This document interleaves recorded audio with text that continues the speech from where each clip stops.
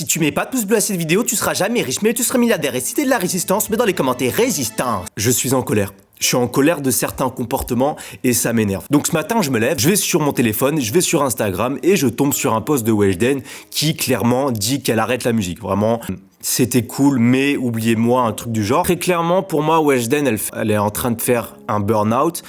Et je sais pas si je suis le seul à avoir remarqué ça, mais à Danse avec les stars, ça se voyait qu'elle était pas bien. Dans son comportement, dans son regard, ça se voyait déjà qu'elle était pas bien. Elle a beau gagner 20 000, 30 000 euros par mois, c'est pas parce qu'elle gagne bien sa vie qu'elle a pas le droit de faire une dépression. Vraiment, j'en ai marre d'aller sur TikTok et voir à chaque fois des centaines de milliers de commentaires de haine contre Weshden. Moi, je vous dis la vérité, j'écoute pas Weshden. La musique de Weshden, j'aime pas forcément, j'écoute pas. Mais c'est pas pour autant que je vais cracher sur sa réussite. Bravo à elle. Qui aimerait être à sa place, franchement? Qui aimerait voir sa fille ou son enfant réussir de cette manière? Qui aimerait? Tout le monde aimerait. Si j'ai une fille, si j'ai un enfant et qu'elle réussit dans ce domaine, je serais super content pour elle. Même si c'est pas forcément la musique que j'aime, à chaque fois que je vais sur TikTok, je tombe sur des centaines de milliers de commentaires de personnes qui s'en prennent à Weshden. Et c'est tout le temps les mêmes commentaires. Weshden, elle est surcotée, elle mérite pas. Weshden, elle sait pas chanter, elle met de l'autotune. Mais tous les artistes mettent de l'autotune.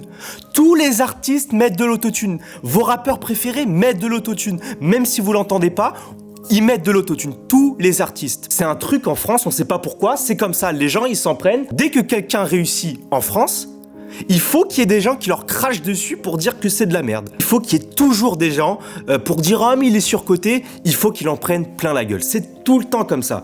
Même un mec comme Mbappé, dès qu'il fait un mauvais match, tu vois des centaines de milliers de personnes qui s'en prennent en disant qu'il est surcoté. « Ouais, Mbappé, il est surcoté. Mbappé, il est nul. » Machin.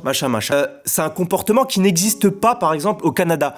Quand je suis allé au Canada, ce genre de comportement, ça n'existe pas. Quand quelqu'un réussit professionnellement dans quelque chose, t'as tout le monde qui le félicite. Peu importe la manière, que ce soit mérité ou pas mérité, qu'il ait du talent, qu'il ait pas du talent, peu importe la manière, t'auras toujours des gens pour dire bravo. T'auras toujours des gens qui vont émettre de la reconnaissance à ces personnes. Qu'elles fassent un burn-out, c'est normal. Tu te lèves le matin et tu vois des centaines de commentaires comme ça. Tu vois des centaines de milliers de personnes qui te crachent dessus en disant que tu fais de la merde, en disant que t'es surcoté, en disant que tu sais pas chanter, alors que Weshden, elle sait chanter. C'est juste que quand tu rajoutes de l'autotune, oui, ça rend mieux. Oui, ça rend mieux. Donc forcément, quand on l'entend chanter sans autotune, oui, ça rend moins bien. Mais c'est logique. Mais ça veut pas dire qu'elle chante mal. J'en ai marre de voir ce genre de comportement. C'est pareil avec Michou, Inoxtag et compagnie. À chaque fois, je vois des commentaires sur eux qui disent surcoté, machin, il mérite pas. Franchement, Michou, il est millionnaire, mais il mérite pas. Ces mêmes personnes-là, elles rêveraient d'avoir cette vie. Soyez juste avec vous-même. Même si on n'aime pas forcément, soyez juste.